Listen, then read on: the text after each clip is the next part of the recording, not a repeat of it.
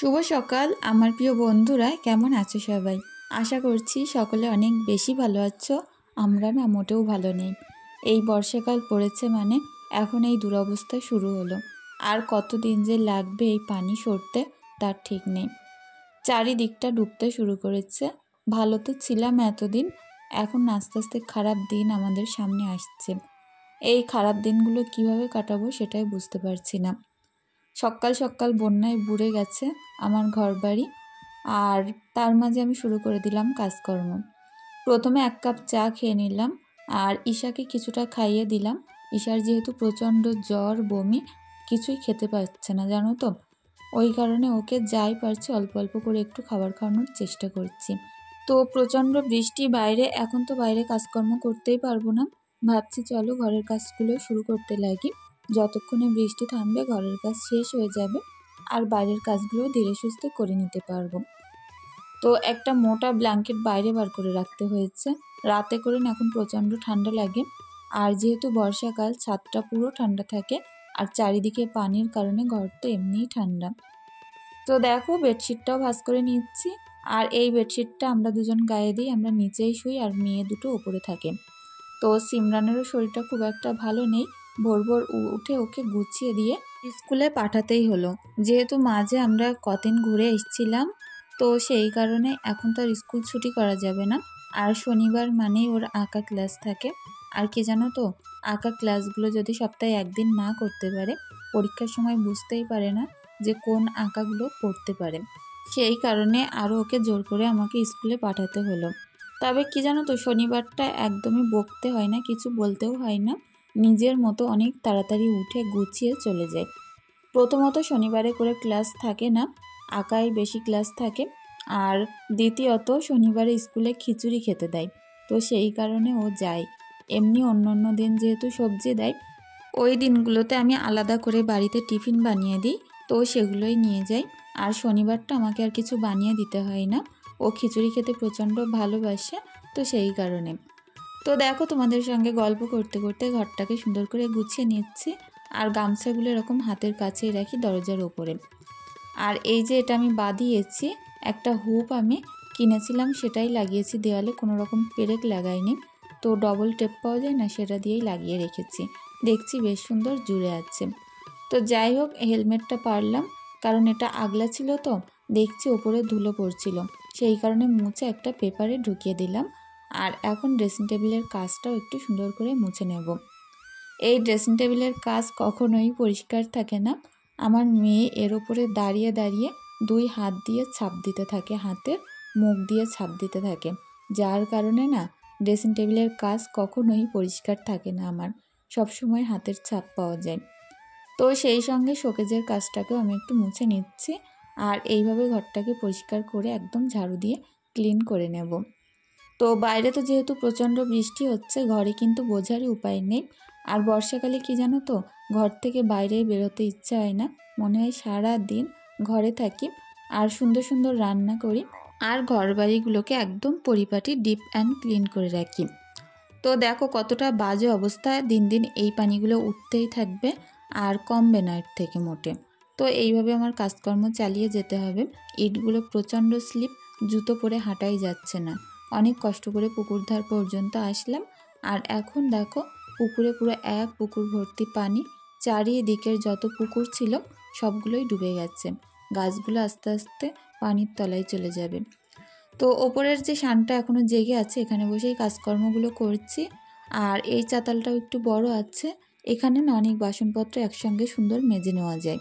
তো যাই হোক, বৃষ্টিটা যেই থামলো, তো সেই আমি কাজ করতে চলে এসেছি। এখনও পর্যন্ত ওই ঘরটা পরিষ্কার করতে বাকি আছে।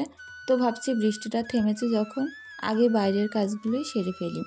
এখানে একটা কালির হাঁড়ি আছে, আর একটা এই যে সবজির হাঁড়ি আছে, সবজি রান্না করেছিলাম রাতে, আর কিছুটা বাসন রাতে ভাত খাওয়ার, তো সেইগুলো মিলিয়ে অনেকটাই হয়েছে। প্রত্যেকটা বাসন আমি এখন খুব সুন্দর করে পরিপাটিভাবে পরিষ্কার করে নেব। তো প্রত্যেক দিন চাই আমার ছোট্ট ছোট্ট কাজগুলোকে নিখুঁতভাবে খুঁটিয়ে খুঁটিয়ে একদম পরিপাটি করে তুলতে। তো যাই হোক, এখান থেকে বাসনগুলো ধুয়ে নিয়ে আমাকে ঘরে একবার ধুয়ে নিতে হবে।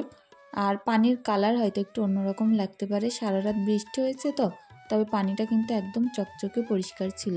তবুও ঘর থেকে আরেকবার আমি সুন্দর করে ধুয়ে নেব। তো আমাদের একটা গাছে আম হয়ে পুরো ভর্তি হয়ে গেছে। জানি না সেই গাছটার কী অবস্থা হবে। ওটা হচ্ছে 12 মাসে আম গাছ।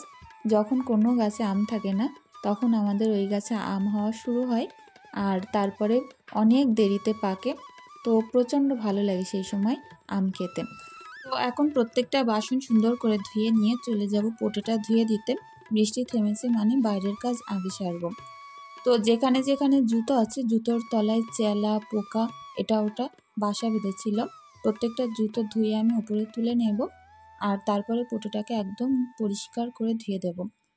কি জানো তো, ঘরের আনাজ কানাজগুলো যেমন পরিষ্কার করে রাখতে চাই, বাইরেটাও কিন্তু সেরকমভাবেই প্রত্যেক দিন শত কষ্ট হলেও পরিষ্কার করে রাখতে চাই।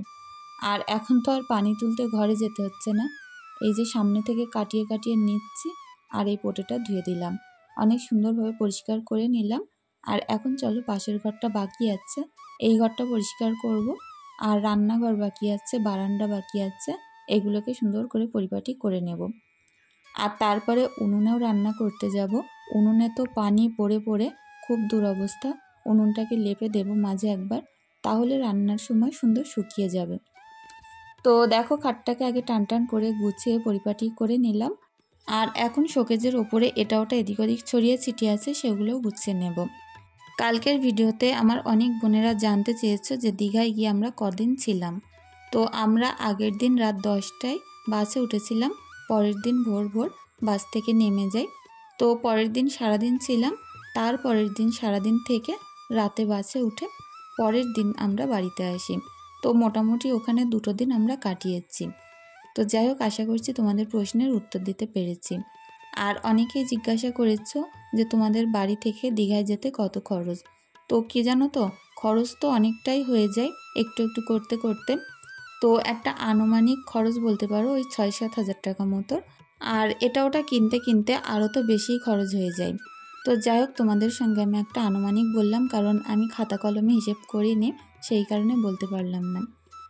তো যাই হোক, আমার অনেক বন্ধুরা বলেছো তুমি অনেক দিন পর ঘুরতে গেছো, আমাদের দেখেও ভালো লাগছে, কারণ সব সময় তুমি কাজ করো। আমরা বলেছিলাম একটু বাইরে থেকে ঘুরে এসো, মনটা ভালো লাগবে। তো সেই সকল বোনদেরকে জানাই অনেক অনেক ভালোবাসা, যে তোমরা আমাকে এতটা ভালোবাসো আর নিজের মনে করে সত্যি এত সুন্দর কথাগুলো বলেছো। কি জানো তো, আমার সমুদ্র সৈকত প্রচণ্ড ভালো লাগে। বিশেষ করে দীঘা থেকে যেদিন বাড়িতে আসি মনটাই খারাপ হয়ে যায়। অনেকবার গিয়েছি, তবুও কোনোবার গেলেই খারাপ লাগে না। যতবারই গিয়েছি আবার মনে হয় কতদিন পরে আবার আসতে পারবো তার ঠিক নেই। তবে ওই বছরে 2বার করে আমাদের হয়তো যাওয়া পড়ে। অন্য কোথাও যেতে গেলে জানো তো বাচ্চা কাচ্চা নিয়ে যাওয়া আর অনেক দিনের ব্যাপার থাকে। তো সেই কারণে অন্য কোথাও তো তেমন যাওয়া হয় না, সমুদ্র সৈকত থেকেই ঘুরে আসা হয়। আর ওখানটার পরিবেশ, ওখানটার যে সুন্দর স্বচ্ছ হাওয়া অনেক বেশি ভালো লাগে, সেই কারণেই বারবার করে যাই। তো তোমাদের সঙ্গে গল্প করতে করতে আলনার জামা কাপড়গুলো গুছিয়ে নিলাম, তারপরে টেবিলটাও পরিষ্কার করে নিলাম। আর নতুন এক সেট জামা ছিল, সেগুলোকে আমি এখন আমার ওই শোকেসটার মধ্যে রেখে আসলাম। আর ঘরটাকে এখন ক্লিন করে ঝাড়ু দিয়ে পরিষ্কার পরিপাটি করে নেব, তাহলেই বলতে পারো মোটামুটি এই ঘরের কাজ শেষ।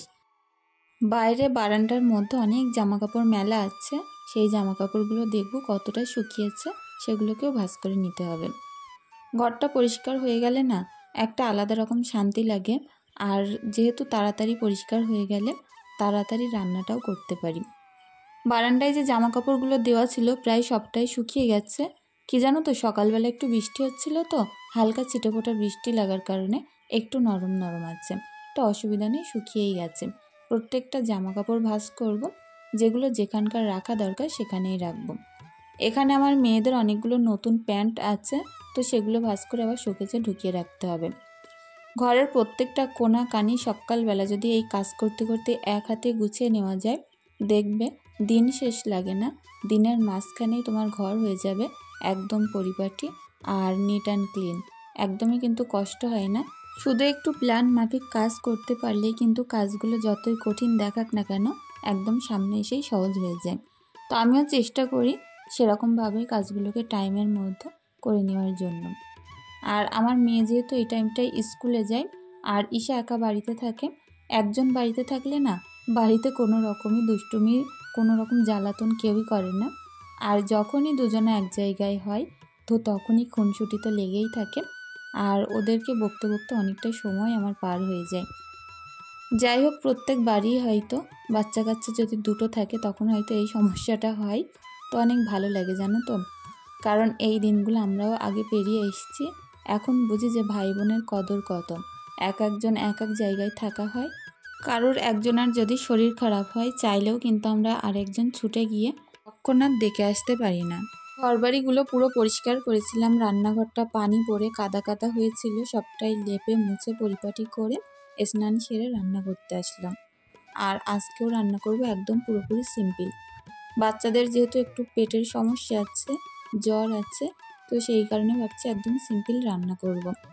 তো প্রথমে মুগ ডালগুলোকে সুন্দর করে শুকনো খোলায় ভেজে নিলাম, নিয়ে এগুলোকে নামিয়ে একটু জোড়াতে রাখছি। আর তারপরে ওই কড়াইয়ের মধ্যে তেল ঢেলে আমি আজকে করব পুঁই শাকের ডাঁটা দিয়ে মুগ ডাল আলু। অনেক ভালো লাগে জানো তো। আরও যদি পুঁই শাকের ডাঁটাগুলো একটু বেশি মোটা মোটা হয় তাহলে তো আরও বেশি ভালো লাগে। প্রথমে পেঁয়াজগুলো দিয়ে একটু লালচে লালচে করে ভাজা করে নিয়ে এর মধ্যে দিচ্ছে আদা রসুন বাটা। কাঁচা লঙ্কাটা ছিল না, কাঁচা লঙ্কাটা দিতে পারলে আরও বেশি ভালো হতো। ভিজে উনুনে রান্না করছি, তার মধ্যে ভিজে কাঠ, সব মিলিয়ে আমার আজকে রান্না করতে একটু লেট হয়ে গেছিলো। তো এদিকে মশলার মধ্য দিয়ে এগুলো সুন্দর করে অনেকক্ষণ যাবৎ ভাজতে থাকবো। একটু যখন ভাজা ভাজা হয়ে যাবে এর মধ্যে নুন, হলুদ, লঙ্কার গুঁড়ো, তেজপাতা প্রত্যেকটা মশলা অ্যাড করে দিয়ে সুন্দর করে আরও একটু ভাজা ভাজা করে নেব। আর তারপরে দিয়ে দেবো ভেজে রাখা ডালগুলো। এইভাবে রান্না করে খেয়ে দেখো, বেশ ভালো লাগে। আমার তো অনেক ভালো লাগে। আর বিশেষ করে আমার হাজব্যান্ড অন্য কোনো রকম মাছ খায় না, সেই কারণে আমাকে এরকম রান্নাবান্নাই বেশি করতে হয়। 3টে ডিম রেখেছি, এখান থেকে 3টে ডিম আমি সিদ্ধ করব, আর 2টো ডিম আমি ভাজা করে নেব। তো 2টো ডিম রেখেছি রাতের জন্য ভাজবো বলে, আর 3টে ডিম দুপুরের জন্য সিদ্ধ করব। তো দেখো, সবজিটা সিদ্ধ হওয়ার জন্য সুন্দর করে ঝোল দিয়ে ওই মিনিট 15 মতো ঢাকা দিয়ে রেখেছিলাম। ঢাকনাটা আগলা করার সাথে সাথে দেখছি একদম সুন্দর সব কিছু গলে এসছে। যেহেতু আস্তে আস্তে জাল লাগছিল, ডালটা গলতে কিন্তু একদমই টাইম লাগেনি। ডাল জিনিসটা কি জানো তো, জোরে জাল দিলে গলতে দেরি হয়, প্লাস পানি শুকিয়ে যায়। আর যদি একটুখানি আস্তে আস্তে জাল করে নেওয়া যায় তো ডালটা যেমন সুন্দর গলে যায়, আবার শুকিয়েও যায় না পানিগুলো। এর মধ্যে দিয়েছি একটু জিরে, গরম মশলার গুঁড়ো দিয়ে আরও সুন্দরভাবে একটু কষিয়ে নিয়ে ঝোল দিয়ে দিচ্ছি। লাস্টে নামিয়ে নেওয়ার পরে দিয়েছিলাম একটু জিরে মরিচ ভাজার গুঁড়ো।